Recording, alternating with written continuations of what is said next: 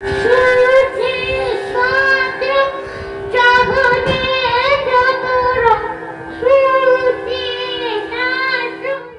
আমার কাণ্ড দেখো, দেখে মনে হচ্ছে না professional singer. Good morning everyone, welcome back to the channel Rojnamcha. আজকে রবিবার, সকাল থেকে একটু তাড়া আছে। ঝনকের গানের ক্লাসের জন্য তো তারা থাকেই প্রত্যেক সপ্তাহে, আর এই সপ্তাহে আরেকটা তাড়া আছে। আমার আজকে দুটো ইনভিটেশন পড়ে গেছে, একদিনে দুটো, আবার একই টাইমে দুটোই পড়ে গেছে দুপুরবেলা। একটা হলো আমার স্কুলের একজন টিচারের এঙ্গেজমেন্টের ইনভিটেশন, আর আরেকটা হলো আমি যেই দোকান থেকে ইদানিং সমস্ত শাড়ি কেনাকাটা করি, চাকদা নীলরতন টেক্সটাইল, তোমাদেরকে অনেকবারই বলেছি, দেখিয়েওছি চাকদা স্টেশনে ঢুকতেই পরে। সেই দোকানের শাড়ি তো আমার খুব পছন্দের। সেই দোকানের না আজকে একটা গেট টুগেদার আছে বিরিয়ানি প্লাজায় চাকদা।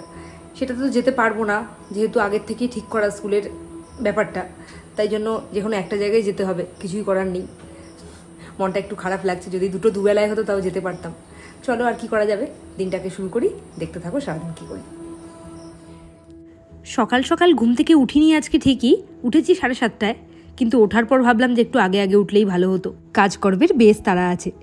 গতকাল রাত্রিবেলা এই বাসনগুলো আমি গুছিয়ে রাখিনি, এটা আমি আগের দিন রাত্রেই করে রাখি, কিন্তু গতকাল যেহেতু ইচ্ছে হয়নি তাই জন্য গোছাইনি।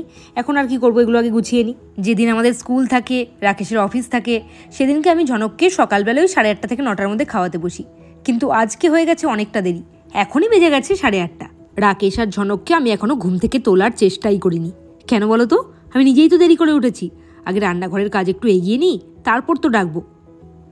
ওই যে তোমাদেরকে বললাম দুপুরে ইনভিটেশন আছে, ওইখানে 1:30টার সময় বেরোনোর কথা, কিন্তু মনে হচ্ছে না 1:30টায় বেরোতে পারবো। কেন বলো তো, ঝনক তো আজকে সকালে গান করতে যাবে। আগে সকালে ব্রেকফাস্ট করিয়ে গানে পাঠাবো, গান করে ফিরলে ওকে খাওয়াবো ফলের রস। ঠান্ডা লেগেছিল বলে কয়েকদিন অফ ছিল, আজ থেকে আবার শুরু করব। আর তারপরে ওকে লাঞ্চ করিয়ে তারপরে আমি রেডি হয়ে ওকে রেডি করে বেরোবো। তাহলে বুঝতে পারছো তো, 1:30টা মানে খুব একটা দেরি না। স্কুল থাকলে তো একদমই টাইম পাই না, আর গতকালও সারাদিন রাখিনি, এত ব্যস্ত ছিলাম, গতকালও টাইম পাইনি। আজকে যেহেতু ইনভিটেশন আছে, একটু তো ভদ্রসভ্য সেজে যেতে হবে। মুখে তো একেবারে মনে হচ্ছে জঙ্গল হয়ে গেছে, একটু থ্রেডিং করব, তাই জন্য যে দিদিকে ডাকি, ওনাকে বাড়িতেই ডেকেছি। কোনোদিন এরকম হয় না 7 সকালে আমি ওনাকে ডাকলাম। আজকে আমার এত টাইমের অভাব, আজকে সকাল সকালই ডাকতে হয়েছে। তাড়াতাড়ি কাজকর্মগুলো সেরে নিই এদিকে, তারপরে আমি বসবো ওইসব করতে। আর ভেবেছিলাম ঝনককে গান করতে পাঠিয়েই তারপরে বসবো, কিন্তু ওনার আবার টাইম হবে না, ওনার দিকটাও দেখতে হবে। তাই জন্য ওনার টাইম অনুযায়ী উনি আসবেন আর 0.5 ঘন্টার মধ্যে। আমি সেই ফাঁকে তাড়াতাড়ি করে কাজকর্মগুলো সেরে ফেলি। ছাদে তো টিনের শেড আছে পুরো ছাদ জুড়েই, কিন্তু তার ভেতরে 2টো দড়ি আছে, তার মধ্যে না বেশি জামা কাপড় ধরে না। চাদর মেললে তো এমনিতেই বেশি জায়গা লাগে, তাই জন্য আমি কালকে চাদরগুলো ভেজাইনি। আমি বাদবাকি যা ছিল সব কেচে দিয়েছিলাম। সকালে দেখলাম বেশ রোদ উঠেছে, তাই আজকে চাদরগুলো ভিজিয়ে দিচ্ছি। আমার ওয়্যাক্সিং থ্রেডিং সমস্তটাই হয়ে গেছে, আর এদিকে রান্নাঘরের কাজকর্ম হয়ে গেছে। এবার রাকেশকে খেতে দিয়ে দিয়েছি, আর ঝনককে আগেই খাইয়ে দিয়েছি। দেখো অবস্থা আমার, আজকে ছুটির দিন, তাও আমার তাড়া। একটু যে আস্তে আস্তে কাজ করব তার কোনো উপায়ই নেই। এই দেখো, গতকাল বাবার আর ছেলের সারা দিনের প্রাপ্তি।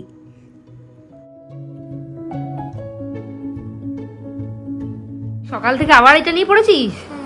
এখন ওর একদম হট ফেভারিট হলো এই বইটা, কালার বুকটা। সারাটা দিন এটা নিয়েই বসে আছে।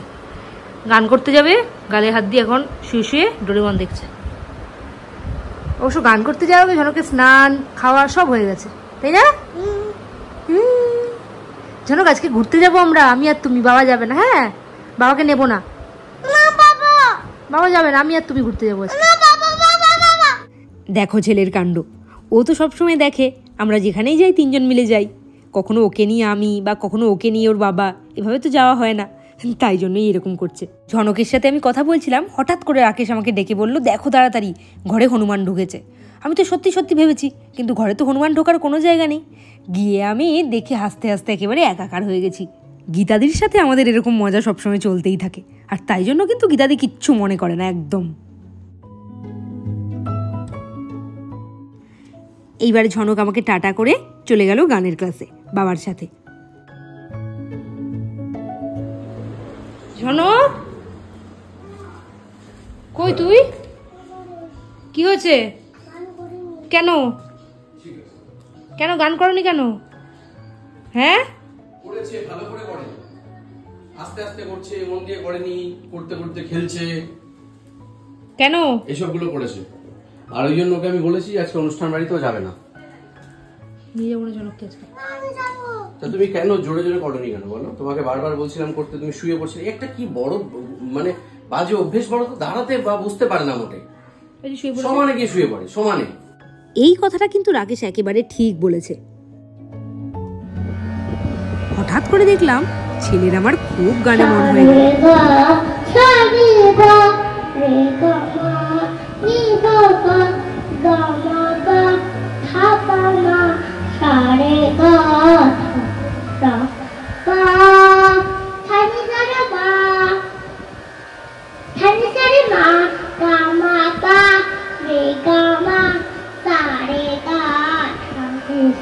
ঠিক বেরোনোর আগে কিন্তু বৃষ্টি নেমে গেছে কালো হয়ে, আর ওই ঘরে শুনতে পাচ্ছ গানের তালিম চলছে বাবা আর ছেলের। দাঁড়াও তোমাদেরকে দেখাই, একটু আগে শুনিয়েছি যদিও, এখন আরেকবার শোনো।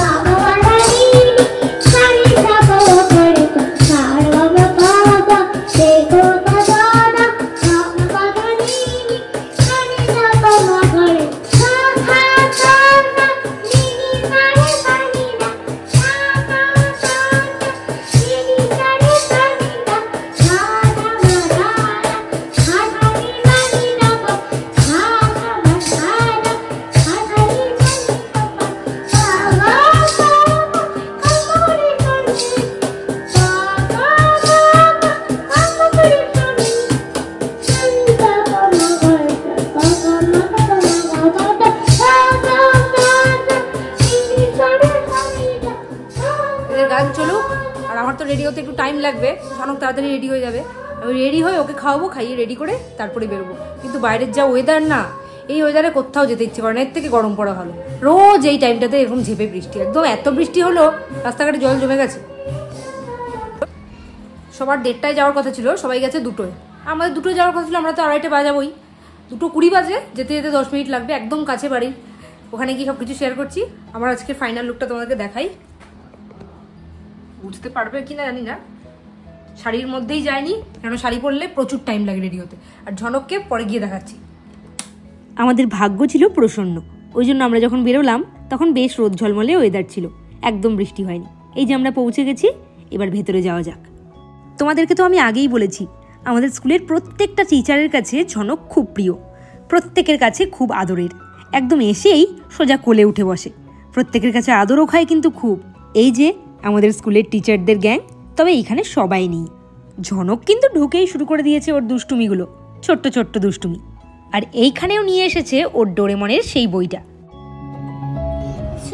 হ্যাঁ, আর এইটা সুজুকা, আর এইটা ডোরেমন, এটা বলো ডোরামি, এইটা কি জিয়ান। ঝনকের ওর মিমির সাথে এই জন্যই এত ভাব। এই যে আজকে এই মহারানীরই এঙ্গেজমেন্ট, আর উনি আজকে যেভাবে সেজেছিলেন তাতে মনে হচ্ছিল যেন প্রিন্সেস। এইবারেই হবে কেক কাটিং।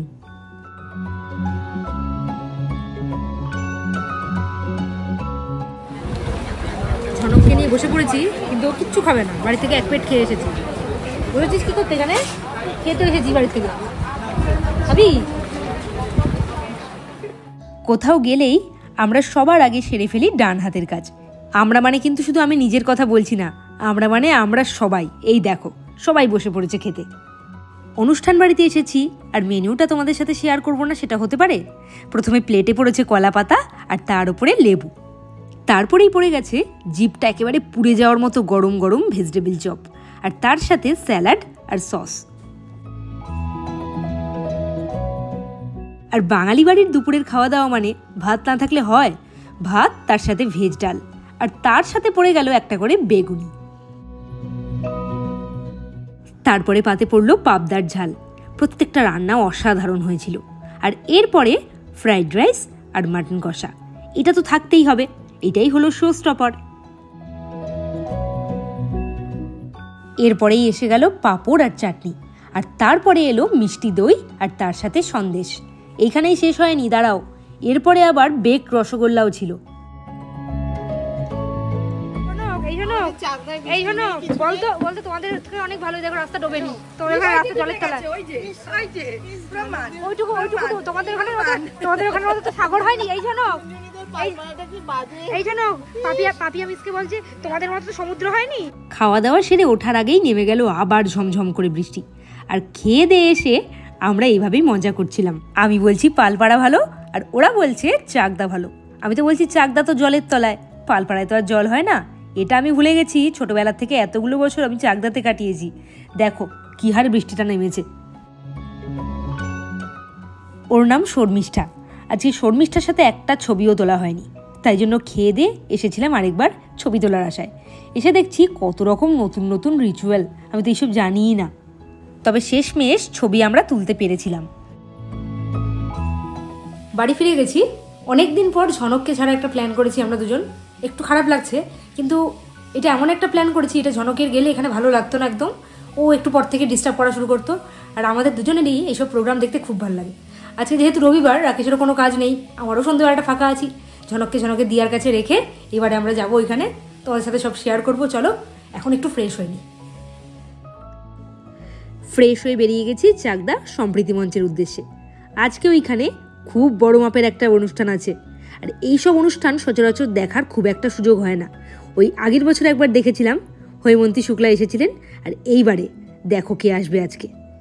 এটা দেখে নিশ্চয়ই বুঝতে পেরেছো কে কে আসছেন।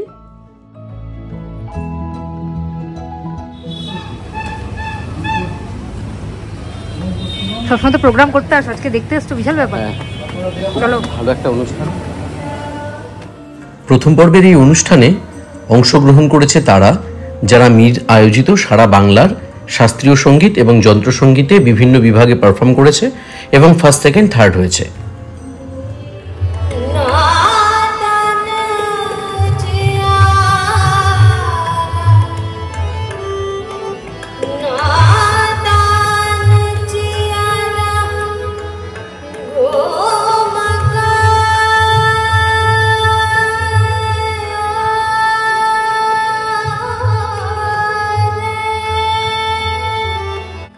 ছোট্ট বোনটি খেয়াল গাইছে, কি অসাধারণ গাইছে না? ওদের প্রত্যেকের গান শুনে মনে হলো নতুন জেনারেশন কিন্তু যথেষ্ট ভালোভাবে ইন্ডিয়ান মূল যে কালচার, ক্লাসিক্যাল আঙ্গিককে রপ্ত করছে। এই যে সাদা পায়জামা পাঞ্জাবি পরে যাকে দেখা যাচ্ছে, ও হচ্ছে সাগনিক, তোরসার কিবোর্ডের টিচার। শাস্ত্রীয় সঙ্গীতটা দারুণ পরিবেশন করে এবং ওর প্রচুর ছাত্রছাত্রী রয়েছে যারা এই বিষয়ে এখন যথেষ্ট পারদর্শী। ও এই মিডেরই একজন কর্ণধার।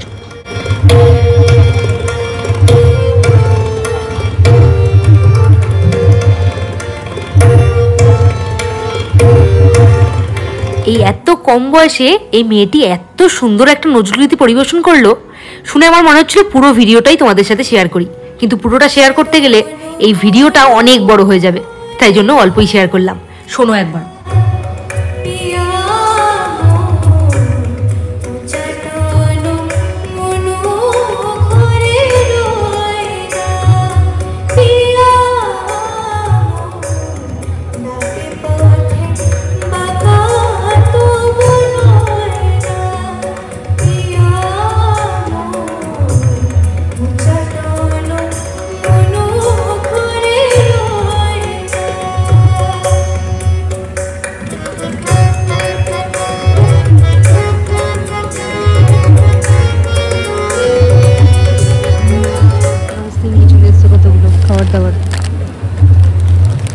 লম্বা সময় কাটাবো না এখানে। ছেলে দুটো খুব বেশি হলে বোধহয় ক্লাস 10 বা 11-এ পড়ে, কিন্তু এটুকু বয়সে কি ভালো সন্তুর আর তবলাটা বাজাচ্ছে দেখো।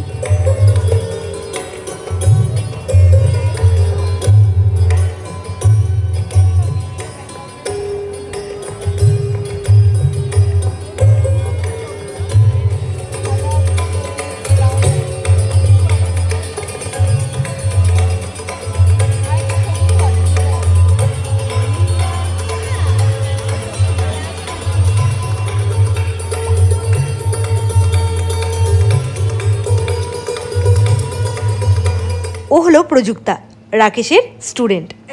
আজকে এই অনুষ্ঠানের একটা বড় অংশের দায়িত্বে কিন্তু ও ছিল সঞ্চালিকা হিসেবে। যারা প্রথম স্থান অধিকার করেছে বিভিন্ন বিষয়ে, তাদের অনুষ্ঠান আমরা দেখলাম আশা করি আমাদের পাশাপাশি আপনারাও ভীষণভাবে উপভোগ করেছেন তাদের প্রত্যেকের পারফরমেন্স। আর এবার যে অংশটা তোমরা দেখবে সেটা ছিল আজকের আয়োজনের অন্যতম সেরা পারফরমেন্স। এখানে মোট 7 জন চাকদহের তবলা বাদক এবং একজন হারমোনিয়ামে সাগনিক, তাদের পারফরমেন্স আমরা দেখতে চলেছি।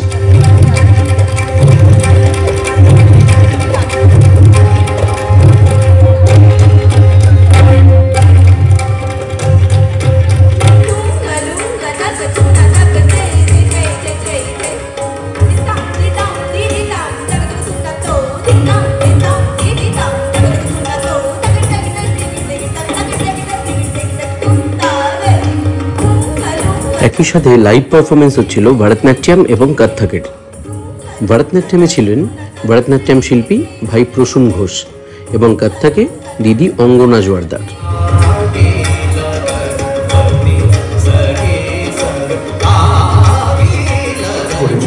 আমরা ছোটবেলায় রেগুলার চাকদায় আসতাম, সেই বাড়িতে থাকতাম এবং এখানে অনেকে রয়েছে যারা সেই স্মৃতির সঙ্গে জড়িয়ে রয়েছেন।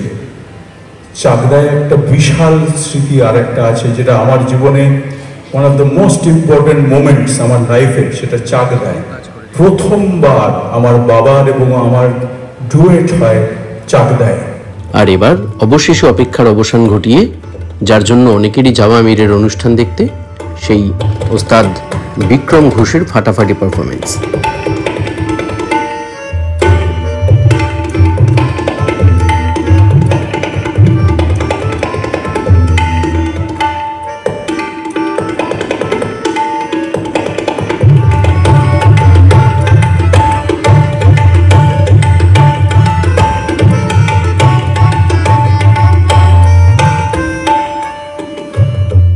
এরকম কোনোদিন হয় না, আজকে আর শরীরে এক বিন্দু এনার্জি নেই যে তোমার সাথে কথা বলি। চোখ দুটো যেন আমার বন্ধ হয়ে আসছে। সকালবেলা 6:30টার সময় তো ঘুম ভেঙে গেছিলো, 7:30টায় উঠেছিলাম ঘুম থেকে। এখান থেকে এসেই চলে গেছিলাম আমার প্রোগ্রাম দেখে ঝনকবাবুকে নিয়ে ফিরে গেছি। এই যে ঝনকবাবু এসেই খেলনা নিয়ে বসে পড়েছে, আর আমি এবার কাজকর্ম সারবো। সেরে আমার এডিটিং আছে, আজকে কী করে করবো কে জানে। করতে করতে ঘুমে ঢুলে পড়বো, রাকেশের মতো অবস্থা হবে। রাকেশ যেমন এডিটিং করতে বসে যেই কাজটা 1 ঘন্টা সেটা লাগায় 2 ঘন্টা, আমার আজকে সেই অবস্থাই হবে। চলো আজকের ব্লগটা এখানেই শেষ করি, কালকে আবার একটা নতুন ব্লগ নিয়ে দেখা হবে।